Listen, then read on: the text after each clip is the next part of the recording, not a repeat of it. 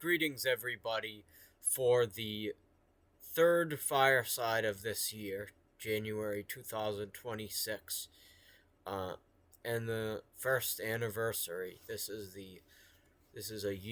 1 year ago and 9 hours. The self-proclaimed president was illegally sworn into office in violation of the 14th Amendment.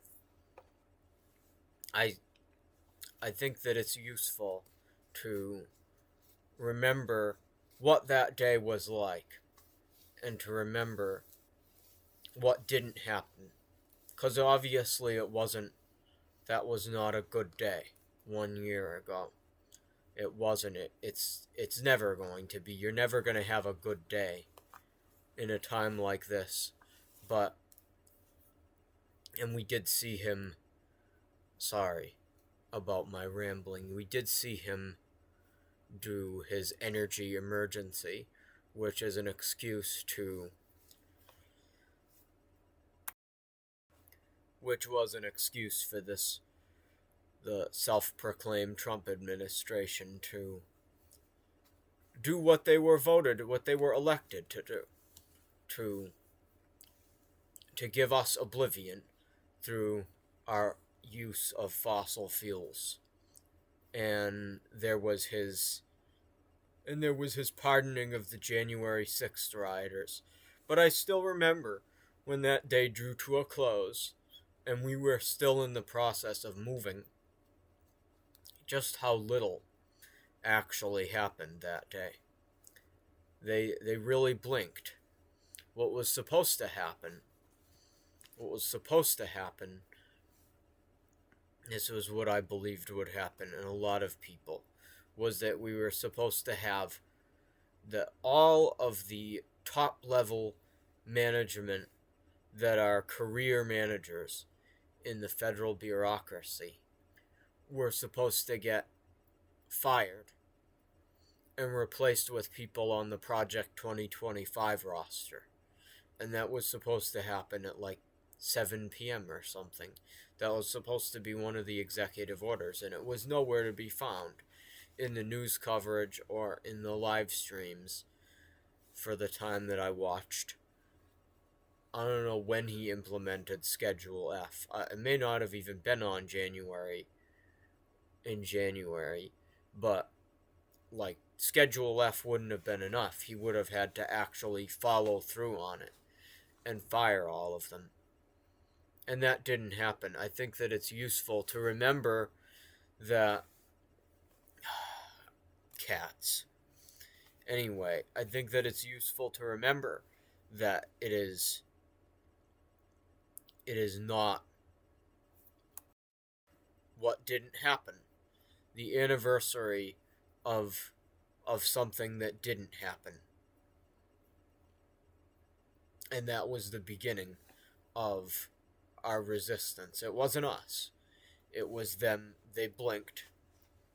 They didn't do as much as they could have. They could have purged the federal bureaucracy. In retrospect, I understand that it would have been very difficult because they hadn't gotten enough people on their roster. They had 10,000 people, which is a number that's going to show up again in this fireside. They had 10,000 people and they would have needed like 60 or 70. But even that was because they didn't have the ambition and they didn't spend the dang money to get people onto that roster. They weren't willing to train people and pay them. And they're funded by billionaires, so that was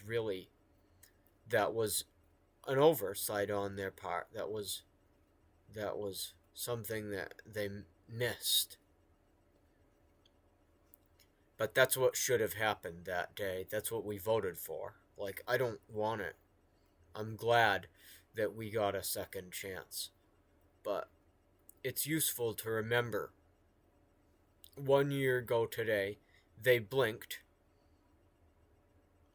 and then the resistance was born.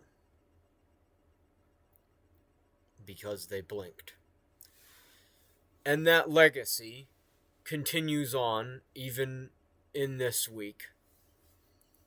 It doesn't seem like it. They're occupying most of the news this week.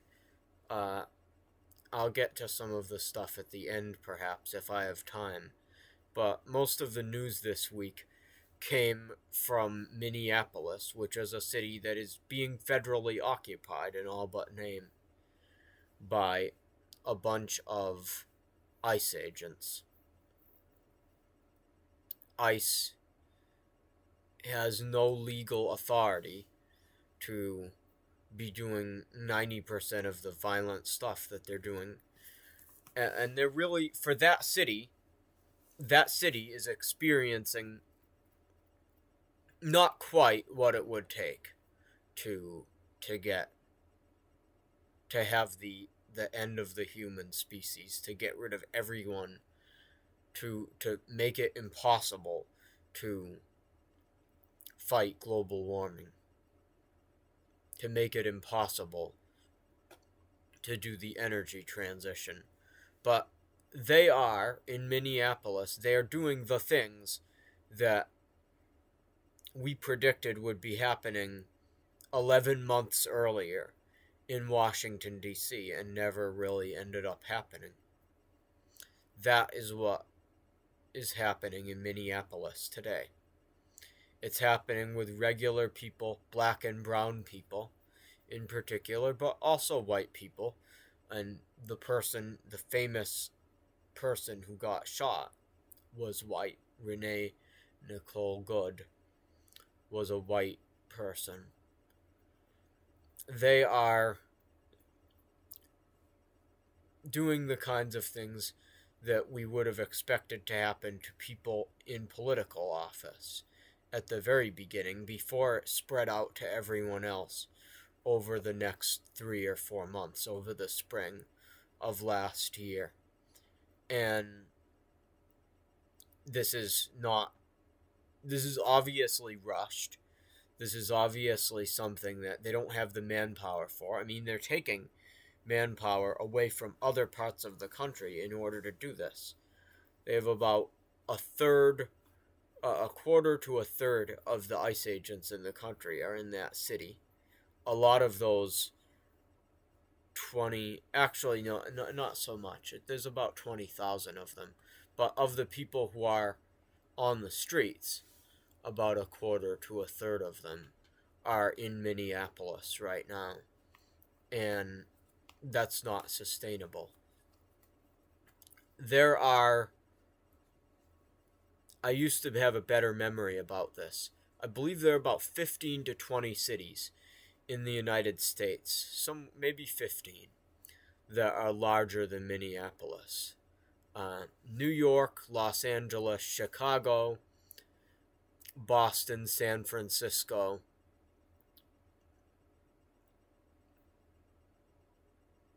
Miami, Washington, D.C., Philadelphia, Seattle. And then there's somewhere down the list is Phoenix, and then eventually you get to Minneapolis. Atlanta's somewhere on that list as well. I think it's right before Philly. So there's about 15 cities or so that are larger than Minneapolis. In order for them to be able to occupy every single one of those cities, they would have to hire at the rate that they've been hiring over the past year. They would have to hire for another 4 years. I don't think that at least, because a third of the ICE agents are in that city. Let's say that half of the ICE agents, because you do need your paper pushers at some point, maybe a third of them have to be pushing papers around. So there are 3,000 ICE agents or so in Minneapolis, and you could have up to 16,000 of them. That's 5 cities You could occupy 5 cities of the size of Minneapolis. Now, all of those other cities are larger by increments. So you could do this in 5 places. Now, in order to get to all 15, and really it's more like 30 because of how large places like Los Angeles are, you'd need at least 30 times the force that's currently in Minneapolis. There's about 5, so you would need to increase that by 6-fold, and that would take about 6 years at the current rate. So it does not even, and by the way, even Nazi Germany needed some amount of people to push papers. Probably about a third is a reasonable amount to assume are lost in the bureaucracy and can't do that. So that 6-fold is a pretty firm limit. That 6-year limit is pretty firm. I don't think that they're going to be able to hire people faster in the next 4 years than they already have. I mean, the economy is going to be worse, but it's already pretty bad. And our GDP would be falling if it wasn't for data centers. And so it's not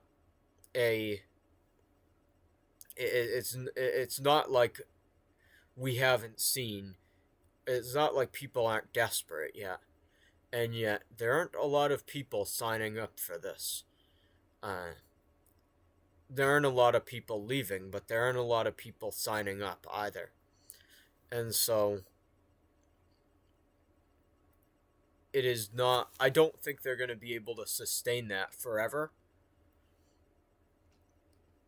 And 6 times for 16,000 people would be almost the better part of 100,000. And yes, it would be about 100,000 actually, because a sixth is about 16%. So I don't think that they're going to be able to fill those ranks as fast as people get more and more poisoned against Donald Trump and his self-proclaimed administration over things like the Epstein files. Certainly, they don't have the ability now to do to have every single major city in this country, to treat every single major city like Minneapolis. They don't have the ability to do that now. And they wouldn't have had the ability to do that in January either, but they wouldn't have had to. All they would have had to do is get rid of the brass and the leadership in the executive branch, including the Army, which is part of the executive branch. They would have had to get rid of the brass, and they would have had to demolish the other branches of government in such a way that people would give up, and they would want to feed themselves. And this would happen. I think this would happen inside the Army, even the apolitical Army. If it's already gone, if the constitutional order is already gone within a couple of weeks, like what a lot of us expected to see, because of a physical coup, then a lot of people, especially in the version of this country that we have today, a lot of people are just not going to be willing to try to get it back. Like, to defend it is one thing. To defend the Constitution, which is the Army's purpose, is one thing. But if it's already gone, a lot of people would just grieve it and move on with their lives. Or try to. I mean, it's a foolish thing to do because of global warming, but they would try. And I think that, but because they blinked, they lost that opportunity if they were acting proactively, this would have happened in Washington, and it would have happened at the beginning. Now that they blinked, it's not going to work the same way, because first, they didn't demolish all of the centers of political power outside of the executive. And second of all, the American people saw that. And the American people, it's not so much that they're being brave necessarily, and you have people like Good that are being brave. When you have a country of 300 million people, you will have some, no matter how sick that country is, you will have some people that are brave. But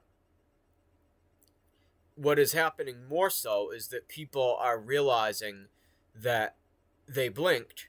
They're realizing that it's not going to happen, that they're probably not going to get killed, or they're probably not going to have to, that they're not going to, it's not going to happen to them if they speak out. And so they're just stepping out, they're coming out of their shells, and they're doing the right thing because it's easy. And that's what's happening. And as time goes on, that does evolve into bravery, perhaps. Like, and I'm going to tell some things. I've been down on the American people for the past year. I'm not going to get down on what is going to be happening in this city, which has been subjected to really what the whole country should be being subjected to now, or worse. But it's been subjected to this experience with ICE of just omnipresent occupation in Minneapolis. And by the way, shame on that right-wing grifter influencer who lives in his mother's basement that started all of this by whining about the so-called fraud, which probably doesn't exist. I'm not sure if there was any fraud in the daycare system in Minneapolis. It probably wasn't associated with the immigrant community, and even if it was, the vast majority of them have nothing to do with it. So I will see how that investigation plays out. But it was for political points that was done, and then it gave them pretext to send thousands and thousands of ICE agents into this city. That's how that started, by the way, and it was quite quick. It only happened on like December 31st or something, that viral video. But I've been down on the American people a lot, but what we're going to see on the 23rd of January, you might know this if you live there, or if you've been following the news closely. On the 23rd of January, there's going to be basically a strike. It's going to be a prototype strike. We couldn't do this, I don't think, across the whole country. But the labor unions are going to go on strike. They have their strike funds and things like that in place for something relatively short. It'll be a prototype. If it succeeds, it works great. If it fails, we can learn from it. But I really have a feeling when I look at that, when I look at the fact that we're finally moving out of the phase of protests, which are investments in the future, they don't have any impact on a day-to-day level, to things that have immediate effect. When I look at that, I really do think that we're more than halfway through the self-proclaimed Trump administration. It's a weird thing to say because supposedly it will go on until January 2029. He might not live that long, but more likely he might get removed from office because of us, the American people, making things so painful for our legislators by taking away their luxuries and taking away their creature comforts, making things so painful for them that they actually finally do the right thing.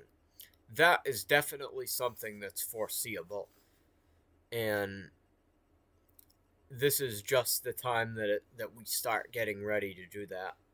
I am I'm very proud. I don't think this would have happened a year ago if an American city was put under occupation. We're a very weak people, but even a weak people, if you give them enough time, enough babysitting, enough grace, which is what we've been given, and I'm quite grateful for it. If you give them enough of that, they will do the right thing, and you're seeing that now. You're seeing a broken people start to get their act together. And I will love to be with you again in a week to tell you how it went, how this strike went. I'm definitely going to do that. But I am it's a very this is a very happy a very I'm very happy to be able to be saying what I'm saying, that we're going to have the beginnings of a general strike soon. It's not nationwide, it's just in an area that is being traumatized currently. But this could scale up, or we could do smarter things. If it fails, or even if it succeeds, but it's just hard, we could do smarter things, like something that just targets service workers at the in the luxury industry, in luxury hotels, restaurants, transportation, the stuff that our representatives in Congress and the wealthy and powerful people in this country use every single day because they're not willing to live like us. Something targeted towards that could work as well. So, finally, I'm not going to be I don't have much more time to talk about the to talk about some other news about Greenland. Greenland, and about the protest at the church service that happened a couple of days ago. Uh, I can tell you, he's been doing this for almost a year. The Venezuela thing was out of the blue. He's been doing this with Greenland for almost a year. He's a demented person, and he's doing what demented people do. I think that he would get. I think even for him, invading a NATO ally would be something that would get him impeached. I don't think that it's going to happen. There's bigger concerns than that, to me. It's unacceptable, the language that he's used about Greenland. But that's what it is. It's language. And I have, there are people in the military, I will link them below, that have opinions on why it's not likely. And then the ICE thing, the pastor that worked for ICE. I'm of two minds about this. That church probably taught a lot of nasty things. On the other hand, those people went to church. They were traumatized, in a way that a lot of the people in the city were, I suppose. But still, those people were traumatized. I don't like the fact that the church, the parishioners, were involved. I don't know if that church had multiple pastors. It probably doesn't. Most of the churches in this country don't have multiple pastors. It probably should have had multiple pastors, though. And but that was I don't think that that's going to change anyone's minds. I really don't. I wish I was there. I wish I was in the protest crowd. I could have made peace, perhaps, between those two groups of people if they didn't use physical violence against me.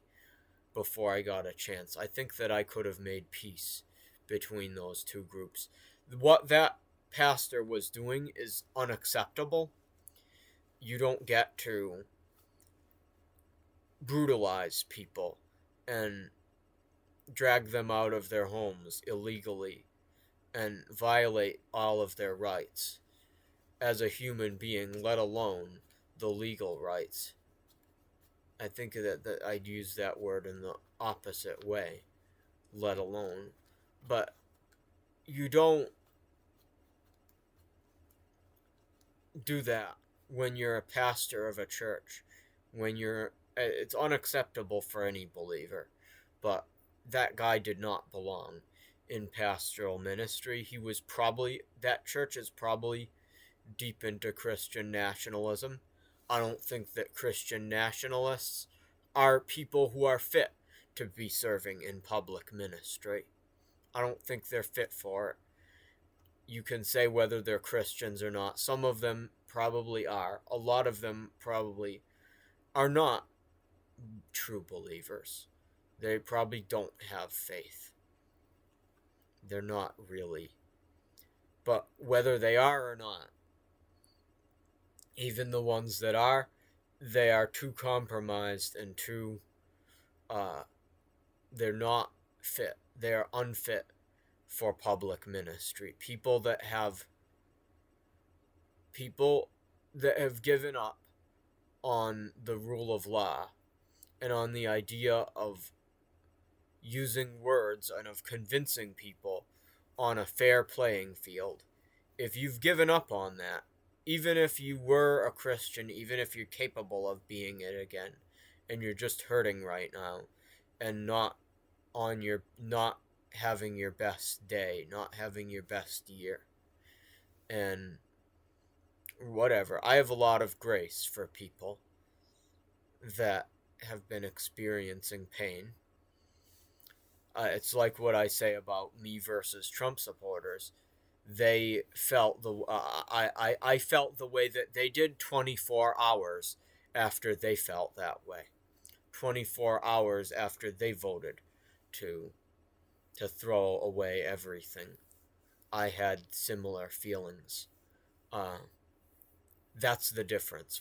Is 24 hours of time.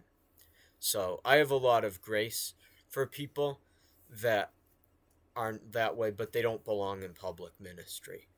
So I don't know. I wish there was a different way. Maybe it could have been targeted. Maybe it could have been after the service. That would have been a better environment to do it.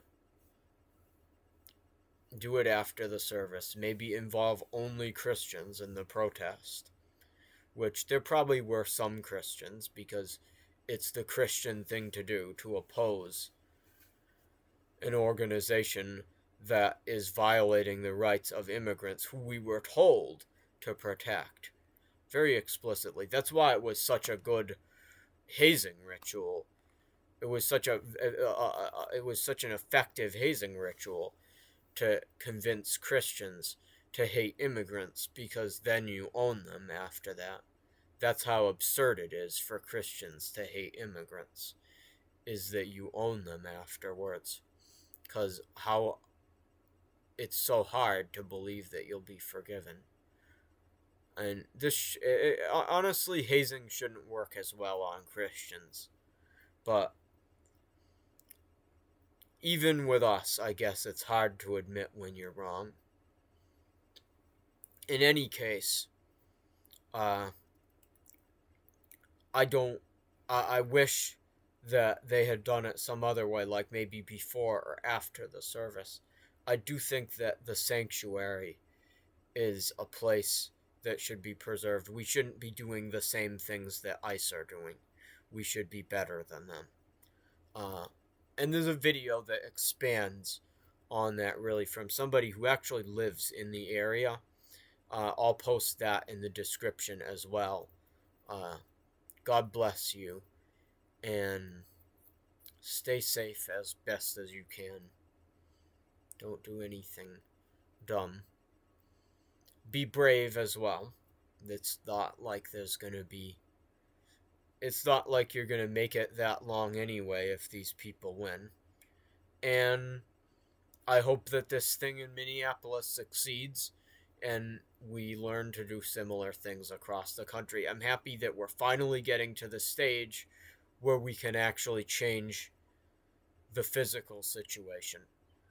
We're done with trying to coax ourselves out of bed, and we're at the point of changing the physical situation. I can tell you that if this country was a bunch of clones of me, first of all, we wouldn't be in this mess, I suppose.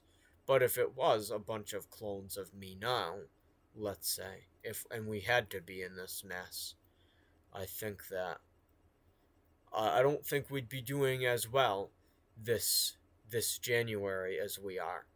So as much as I try to speak realistically about the flaws of the American people, I do think that we are gradually getting our act together. I'm very grateful that we were given the chance to do so, and I'm honored to be part of it. And I will see you next week. God bless you.